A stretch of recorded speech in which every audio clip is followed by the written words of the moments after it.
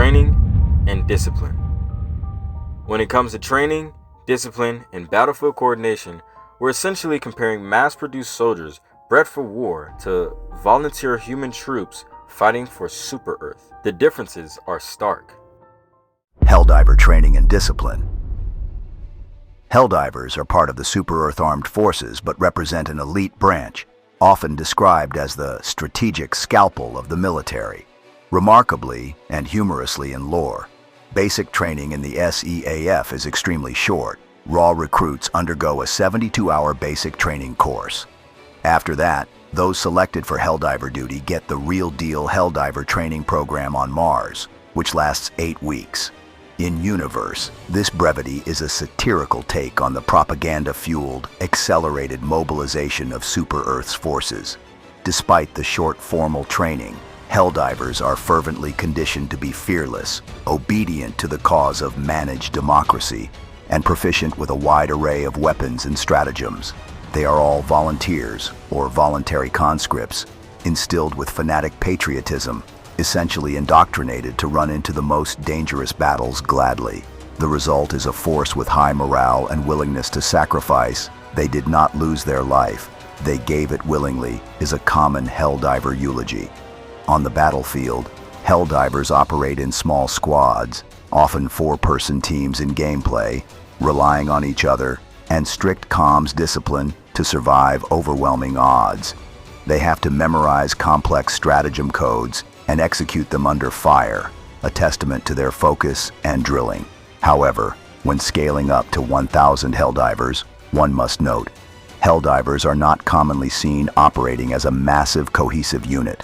Their doctrine usually involves dropping behind enemy lines in small groups for saboteur missions. Thus, coordinating 1,000 Helldivers in a pitched battle could be chaotic. There isn't an obvious rigid rank structure among player character Helldivers. All are essentially equals following mission objectives. One can assume they'd break into platoons and squads with designated leaders for this scenario, but large-scale formation tactics might not be their forte. Discipline-wise, Helldivers are brave, but can be undisciplined in certain ways. Friendly fire is a known risk. In the game, sloppy stratagem throws can flatten your own team.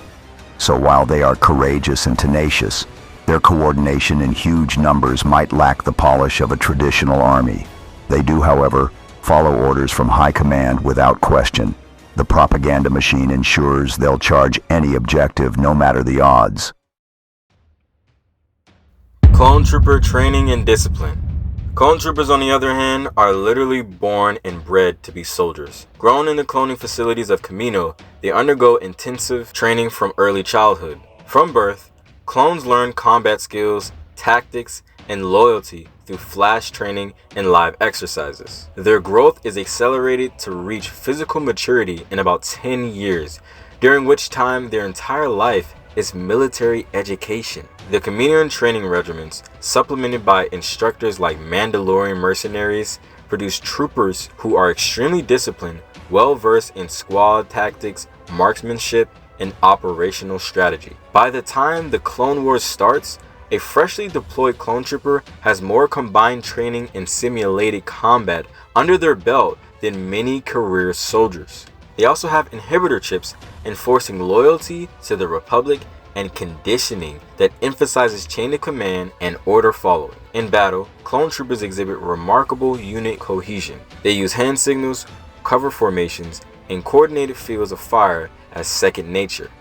Even under extreme stress, they hold their formations and follow their commanders, often Jedi or clone officers, with steadfast discipline. The phrase, "good soldiers follow orders," is practically coded into them. That said, by Phase 2, in the later war, clones have developed more individuality and initiative. Experience has made many into free-thinking, creative strategists within the scope of orders. Elite clones like ARC troopers receive direct training from Jango Fett himself, learning to operate with more autonomy and advanced tactics. ARC troopers and commandos can even disobey standing orders if their judgment deems it necessary for the mission, a level of tactical independence normal clone grunts can't typically have. Overall, With 1,000 clones, we essentially have a battalion strength unit that will act with consistent doctrine. They have designated ranks, clone commanders, captains, lieutenants, sergeants, to keep everyone in line. On the battlefield, clones are used to fighting side by side in large numbers, so controlling 1,000 strong force is within their capability. Comparison. It's a classic quality versus quantity training debate, except here the quantity clones are also high quality due to their identical focused upbringing. Helldivers are elite human troops, but with a satirical spin of limited training time, meaning their true strength comes from experience and zeal, not years on the parade ground. In terms of raw discipline, clone troopers have the edge. They will hold the line under fire, where some Helldiver units might break formation to call down stratagem or accidentally cause disorder. Like, imagine dozens of Helldivers trying to call down airstrikes. Without impeccable discipline, this could get messy. Clones execute orders in lockstep and can perform complex maneuvers like flanking, suppression, and retreat in good order thanks to their unified training. Helldivers, while brave, might be comparatively prone to confusion in large battles. They excel at small unit tactics and handling chaos on a skirmish scale, but coordinating 1,000 independent-minded Space Marines could lead to an overlapping fields of fire and some friendly fire accidents. That said, Helldivers are far from ragtag. They are highly motivated professionals. We can expect them to fight ferociously and improvise when needed. Their mantra is achieving objectives, no matter the odds, implying a level of determination that matches or exceeds the clone's genetic loyalty. In the end though, the clone army's regimen is hard to beat. A lifetime of training and an almost unbreakable obedience to command make the clones exceptionally reliable and coordinated. The edge goes to the clone troopers when it comes to training and discipline. Clones have a significant advantage here, literally bred for battle. They execute tactics with machine-like discipline, but human creativity. Helldivers are fearless and skilled, but their shorter training and smaller squad mindset mean the clones will be better organized and more cohesive in a large-scale fight. Guys, I hope you enjoyed this breakdown of Part 3, Combat Effectiveness Analysis. Helldivers versus Clone Troopers, training and discipline. This is, like I said, really entertaining to see you guys in the comment section having full-on debates about Helldivers versus Clone Troopers. Is actually pretty interesting. Like I said before, it seems kind of like a Reddit, but on YouTube about certain topics. These are topics and things that really interest me, and I think that would be really cool to edit, have it in like a short film one day. One day I might end up making a GoFundMe to be able to edit this and make this into a video one day, maybe like a short video or maybe like a medium video, long video. I don't know. I would love it to be like a decent video with a good script and like a cool storyline out of it.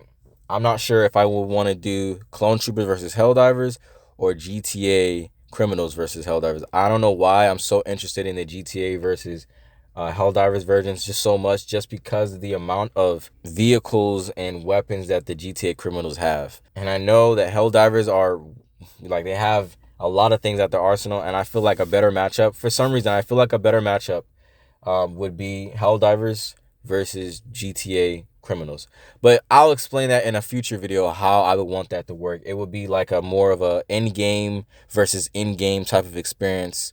Yeah. But guys, like I said, I hope you enjoyed this video. Feel free to go down in the comment section and give me more information on what you think about the discipline and the training of each Helldivers versus clones. In this topic specifically, I think that I already know that the person who has the edge here, or the faction that has the edge here, are the Clone Troopers, just because of their upbringing compared to the Helldivers. So yeah, that's a pretty easy one. The next one, I can't really remember the next one, what it's going to be. I'll probably put it on screen right here. I will be probably end up putting that out in a week. So guys, let me know if you guys are enjoying this. It seems like you guys are enjoying it so far, so I am going to continue, and after I'm done with Clone Troopers versus Helldivers, I'll move on to another topic. I have some other topics that I want to talk about very soon on the channel, so I hope you guys stay tuned for that. Please subscribe, like, share the video, and anything suggestions of you guys would like me to talk about as far as gaming or something like that, versus or something like that, Let me know down in the comment section. I read most of the comments, so yeah, it's a lot of them, but I do end up reading most of them. But yeah, I'll catch you guys in the next video of combat effectiveness analysis. Later.